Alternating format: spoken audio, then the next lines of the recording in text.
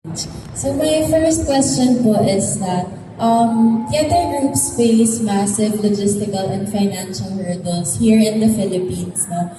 What are the biggest shifts you have seen in how audiences support local productions today compared to a few years ago?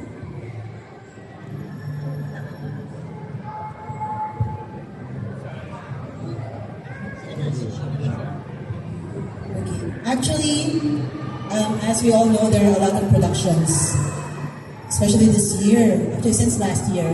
But I guess this is brought about by people are more aware that there are shows, and each production, since there are more, the competition is also stronger. So everyone is striving to be better, and which is nice because as theater actors, we support each other. We even watch each other's shows. So, yeah, we do. We watch each other's shows. And, yeah, so it's really nice that people are starting to be aware. And having this in the mall, it exposes more people. Those who don't buy tickets, they see it while they're walking. What's happening there? Yeah, it's a good Yes, it's a good eye-opener na, uy, may ganun pala. Yes.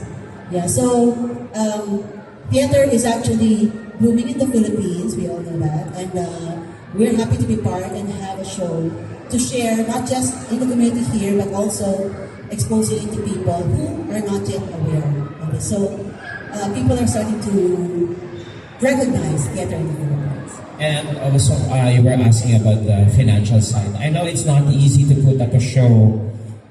It's very expensive to put up a live show, actually, such as theater.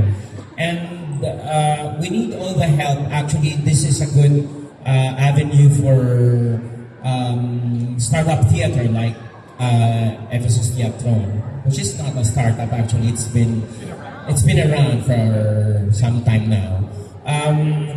Granting the space, the mall for use a discount use for the theater is a good bawas dito sa budget.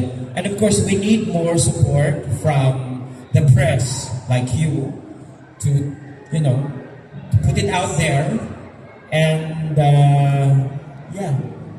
be very visible sa media. Okay, actually, the best na natulong sa amin is it's the social media.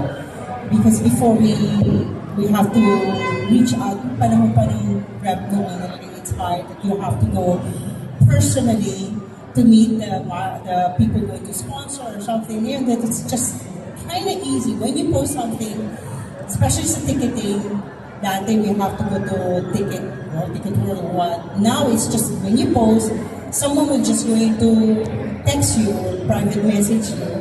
And then they will ask you personally a question kung ano ito, what is this. And that helps me a lot to get some marketing. Kasi to be honest, I'm the producer, I'm the director, I do marketing as well. The only thing that I don't do is the admin, like si Kim na gumagawa lang ng posters, ito si Kim Pedrosa, it's my kanang kamay ko po, if you see the posters and then yung mga visual, and then tutulungan din po kami to make, buti na lang may AI, kaya mas it helps us also na makita naman visualize nila what is Pinocchio or something. So that helps a lot. And then for the other theater, natutuwa ako, there's a lot of them. To be honest, we're family. Kami din yun nandoon eh. Then why I become an artistic director because from the past, syempre naging artist din ako ng repertory for how many years. And you'll never know, one of these kids or one of 10 years time, 20 more years time, and they may have a blessing to be an artistic director as well of their own company. So this is what we call the circle of theater and circle of life. And we are so lucky to have Tito Toots our head publicist. Oh, yes. Alive and kicking. And thank you so much for my second and last question po. Sobrang sikat na or sobrang fast-paced na po ng digital media, no? Yung screen, short-form videos. What is your strategy po as performers to hold a young audience attention and prove that live stage theater offers something a screen never does?